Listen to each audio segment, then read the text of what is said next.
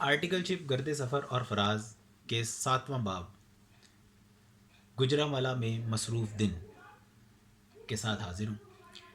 Presentation बनाकर देने के बाद चंद दिन बाद ही हमें ये इतला मौसूल हुई कि गुजरांवाला की एक फ़ॉरेन एक्सचेंज कंपनी का ऑडिट करना है।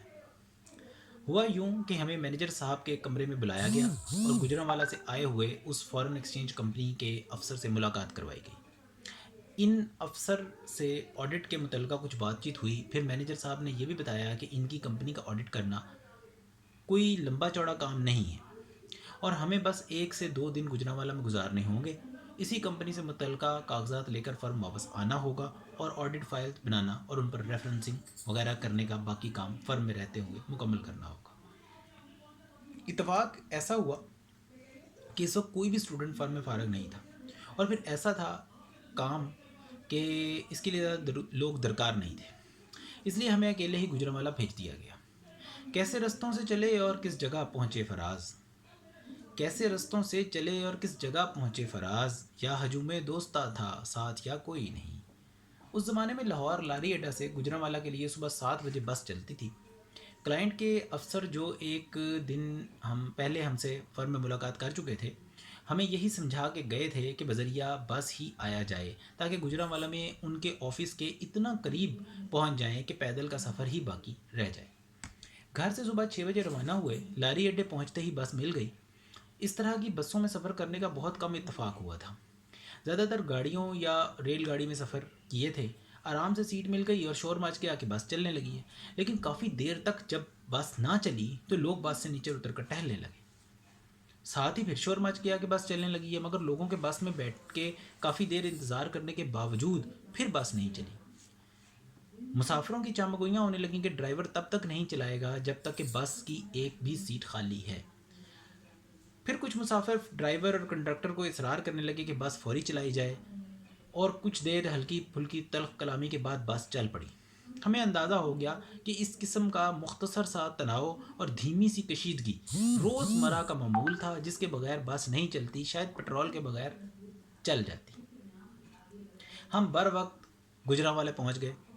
गुजरांवाला का नाम ईरान के शराजी कबीले ने खानपुर सांसी रखा था।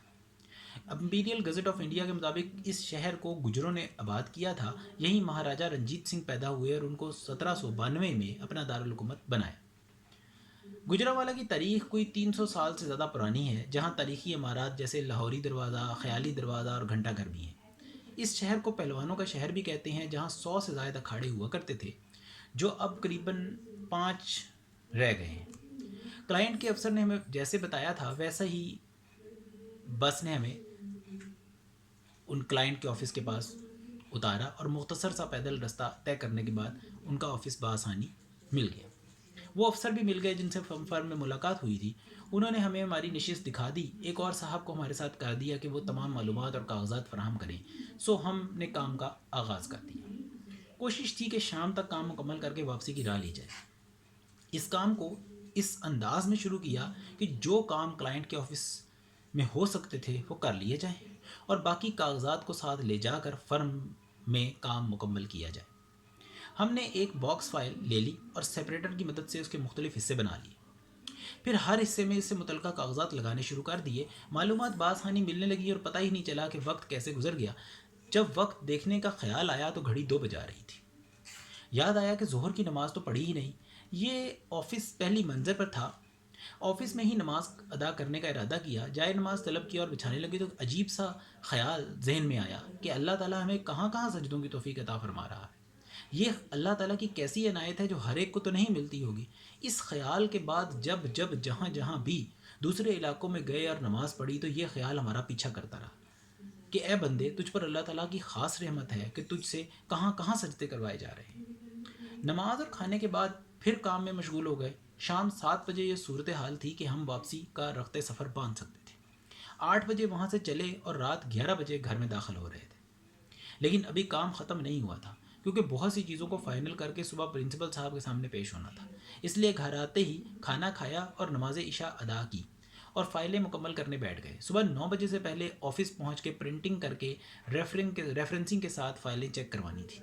वो चश्मे महरूम कितनी महरूम है कि जिसने وہ چشم محروم کتنی محروم ہے کہ جس نے نہ خواب دیکھے نہ رت جگوں کے عذاب دیکھے۔ پرنسپل صاحب کے آنے سے پہلے تمام کام مکمل تھا، فائلیں تیار تھیں، ان کے سامنے سارے کاغذات رکھے اور چیک کروانے لگے، جس کے نتیجے میں یہ فیصلہ ہوا کہ اس کلائنٹ کی آڈٹ رپورٹ میں کوالیفائڈ اوپینین دیا جائے گا۔ ہم نے تمام ہدایات نوٹ کی اور اسٹوڈنٹ روم میں آ کر پھر سے اپنے کام میں مشغول ہو گئے۔ آڈٹ رپورٹ میں 4 طرح کے اوپینینز ہوتے ہیں۔